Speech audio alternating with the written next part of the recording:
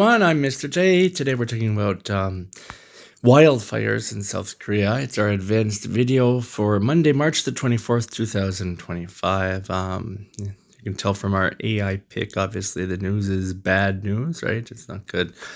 But once again, it is an AI pick, not real people or anything, but I think it gives a pretty good idea of what's happening. Before our summary, let's look at our word list. Wildfires, South Korea. Casualties, evacuate. Sancheong, right? It's a place in South Korea. And then we also have Uiseong, that's also another place in South Korea. Hectares, okay. Winds, smoke, firefighting. Level 3 alert, firefighters, temple, hospitals, disasters. Okay, our words for the day. I don't think they're too hard, easy enough. Multiple wildfires broke out across South Korea, causing 10 casualties and forcing over 2,300 people to evacuate their homes, all right, this week. Fire started in Sancheong and Uiseong, burning more than 3,280 hectares of land. That's a lot. Strong winds, thick smoke, and dry conditions made firefighting difficult. Definitely dry in Korea this week. My throat was really sore last week, right? And for the last couple of days because of dry weather. At level 3, all level 3 alert was issued and over 2,300 firefighters and 12 helicopters were sent to help. Flames damaged homes, a temple, and forced hospitals to move patients. Officials say hot weather and dry winds may cause more disasters yet, and they are working with the military and local teams to stop the fires. I know in Canada there are some pretty bad wildfires, right, in the past, so hopefully these people get the help that they need, right? It's something that's definitely happening in our world these days with climate change and that. Where did the wildfires start?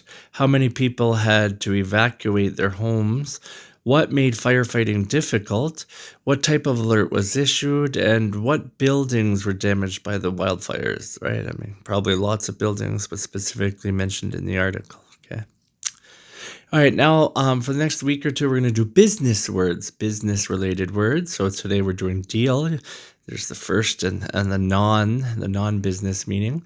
So the business meaning, let's get that first. Deal, an agreement, especially in business, between two or more parties.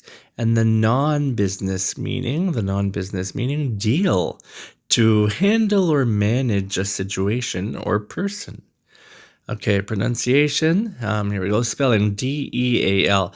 Now, we gotta remember this is one syllable, but if you say it slowly, it sounds like two syllables. Let's start with this. All. All right, and then deal. Remember, one syllable, right? I know it sounds like two. All, but it's just one. Deal. Be careful with that. Let's say they signed the deal after weeks of negotiations, and I can't deal with the stress anymore. Maybe that's a better way to say it. I can't deal with the stress anymore. All right, weather for, the day of the week here is off. It's not Sunday, March the 23rd, right?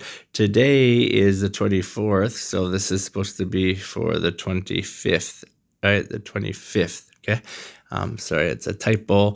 Weather for Tuesday, March the 25th, okay? In Seoul, there's a high temperature of 16, a low of 6, and it's supposed to be sunny, okay? In Beijing, China, a high of 12, a low of 1, and partly cloudy. It is partly cloudy. And then in Tokyo, Japan, Tokyo, Japan, we have a high of 21, a low of 10, and mostly cloudy. So we talked about the weather, deal, and wildfires. Guys, I hope you have a good start to your week, and I'll see you tomorrow. Bye-bye.